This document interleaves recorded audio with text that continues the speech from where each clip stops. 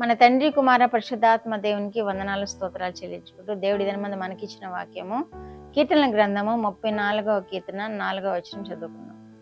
నేను యెహోవా యొద్ద విచారణ చేయగా ఆయన నాకు ఉత్తరం ఇచ్చెను. నాకు కలిగిన భయములన్నిటిలో నుండి ఆయన నన్ను తప్పించెను. దేవుడి వాక్యం ద్వారా మనల్ని దీవించును గాక. భయము లేదు, దిగులు లేదు జీవిత యాత్రలో, భయము లేదు, దిగులు లేదు జీవిత యాత్రలో, యేసు ప్రభు మనతో నుండ భయము లేదుగా, యేసు ప్రభు మనతో నుండ భయము లేదుగా. హల్లెలూయా హల్లెలూయా.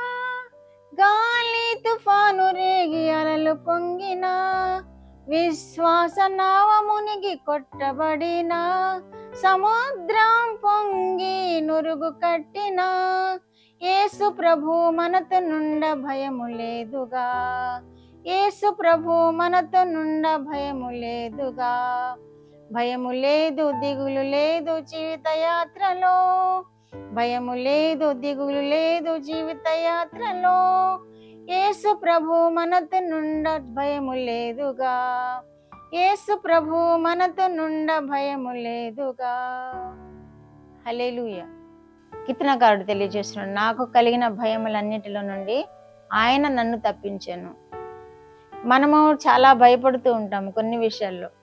కరోనా టైంలో చాలా భయపడిపోయి ఇంట్లో నుండి చాలా మంది బయటకు రాకుండా ఉన్న దినాలను మనం చూస్తున్నాం. చాలా మందిని ఇంటిలోనే బంధించి ఉంచిన స్థితిని మనం చూస్తున్నాం. ఎందుకంటే ఈ కరోనా స్ప్రెడ్ అయిపోయి అందరికి బయట తిరిగితే ఏమైపోతుందో, ఆ గాలి వలన ఎలా ఆ వైరస్ అటాక్ అవుతుందో అని భయపడి ఇంట్లోనే ఉండిన పరిస్థితి మనం చూస్తున్నాం. తర్వాత జాబ్ కూడా ఇంట్లో నుండి చేసుకోవడం, స్కూల్స్కి సెలవు ఇవ్వడం, ఇవన్నీ మనము కరోనా టైంలో చూస్తున్నాం. మనం ఎంతో భయపడ్డాం, ఆ విషయాలను గురించి ఎంతో భయపడ్డాం. అలాగే మన భయములన్నిటిలో నుండి దేవుడు విడిపించే దేవుడుగా ఉన్నాడని ఈ వాక్యం ద్వారా మనము తెలుసుకోగలుగుతున్నాం. నేను యెహోవా యొద్ద విచారణ చేయగా ఆయన నాకు ఉత్తరం ఇచ్చెను అంటున్నాడు కీర్తనకారుడు. మనము కూడా యెహోవా యొద్ద విచారణ చేసినప్పుడు మనకి జాబ్ ఇచ్చే దేవుడుగా ఉన్నాడు. మనకి ప్రత్యక్షంగా అనుభవం ఉంది ఈ విషయాల్లో. మనము దేని గురించి అయితే ప్రార్థన చేస్తూ ఉంటామో, బలమైన ప్రార్థన చేసినప్పుడు, ఉపవాస ప్రార్థన చేసినప్పుడు దేవుడు తప్పకుండా మనకి జాబు అనుగ్రహిస్తాడు. ఈ కీర్తనకారుడికి కూడా అటువంటి అనుభవం ఉంది. నాకు కలిగిన భయములన్నిటిలో నుండి ఆయన నన్ను తప్పించాను అంటున్నాడు.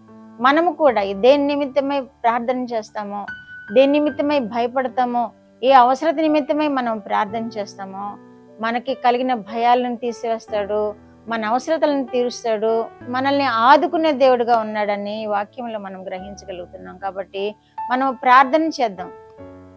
ప్రార్థన చేసి దేవుని యొక్క కృపను మనం పొందుకుందాం.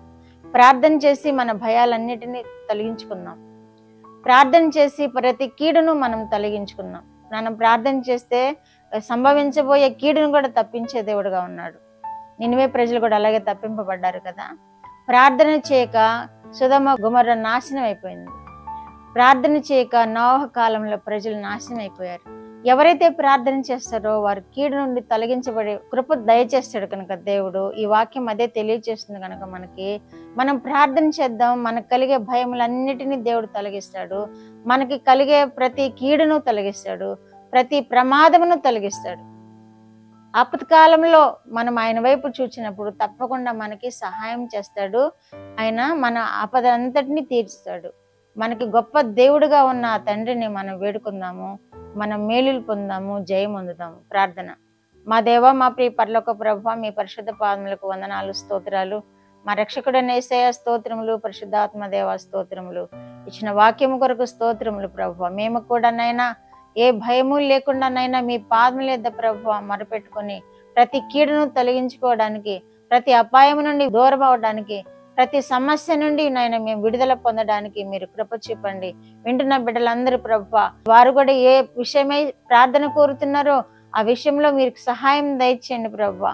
ప్రార్థన కోరిన బిడ్డల కూడా మీరు కృప చూపండి ప్రభువా. ఎగ్జామ్స్ రాస్తున్న బిడ్డలకు జ్ఞానం ఇచ్చి జయం ఇవ్వండి ప్రభువా. నైనా వ్యాధిగ్రస్తులుగా ఉన్న బిడ్డలకు సహాయం ఇచ్చి స్వస్థతలు ఇవ్వండి ప్రభువా. మీరే మహిమ పొందమని యేసుక్రీస్తు వారి పేరిట ఈ మనవులు మీ పాదముల యొద్ద వేడుకుంటున్నాను పరమ తండ్రి. ఆమేన్.